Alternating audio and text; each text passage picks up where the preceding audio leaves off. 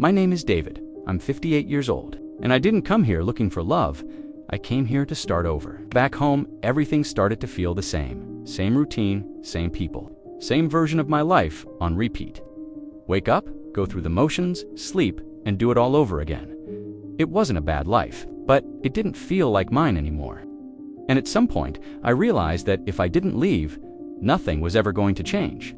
So I packed what I could, sold what I didn't need, and flew halfway across the world. The first few weeks felt like I had made the right decision. Everything was new. The air was warmer, heavier somehow, but comforting. The streets were always alive. People talked louder, laughed easier.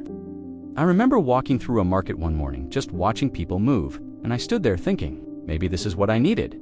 Not an escape, just a reset. For a while, I kept myself busy, exploring new places, trying different food, getting used to the pace of things. Even the smallest routines felt different.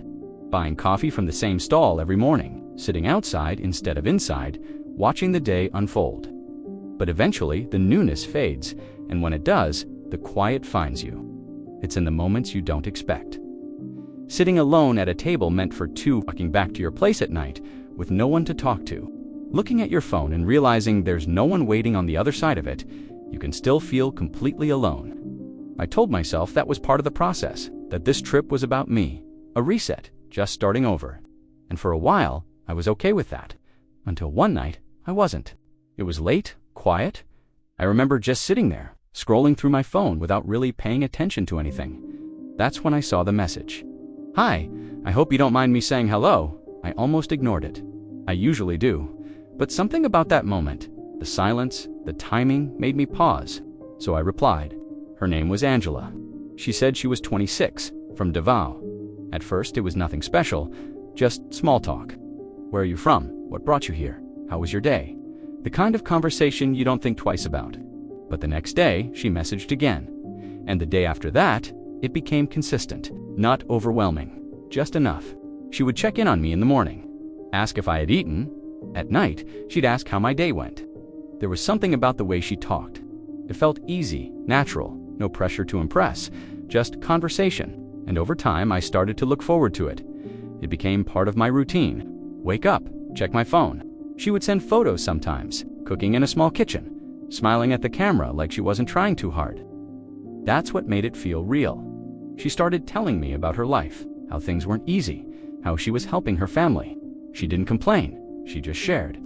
Because for the first time in a long time, I felt like someone was letting me into their world and actually wanted me there. Weeks turned into months. Somewhere along the way, the tone of our conversations shifted. It became more personal, more affectionate. She started calling me love. At first, I brushed it off, but I didn't tell her to stop because I didn't want her to. That's when I realized I was no longer just talking to her. I was attached. The first time money came into the picture, it didn't feel like a red flag. It was subtle. One night, she mentioned she hadn't eaten, not asking for help, just saying it, "I'll be okay." I'm used to it, so I offered, just a small amount, something simple. She hesitated at first, said she didn't want to be a burden. But eventually, she accepted, and she was grateful. Really grateful. After that, things continued as normal. No sudden changes, until another situation came up, then another. Each time, it made sense in the moment. A bill, a problem, something unexpected. And every time I did, she got closer, more affectionate, more present. Or at least, that's how it felt. Then one night, she said something that changed everything. "I wish we could meet in person." We started talking about it more seriously, what it would take. She mentioned documents, processing, travel requirements. So I helped again and again, each time thinking this is leading somewhere. This has a purpose. But slowly, things started to feel different. Delays that didn't make sense, details that slightly changed, situations that kept repeating. Walking away didn't feel like an option, because walking away meant accepting that none of it was real. And I wasn't ready for that until one day I was. I don't even remember what triggered it, just a feeling, something that finally pushed me to look closer. The pictures weren't hers. The name wasn't real. The life she told me about was built carefully, convincingly. And just like that, everything I thought I had disappeared. I didn't react right away, just silence. Because the hardest part wasn't losing the money.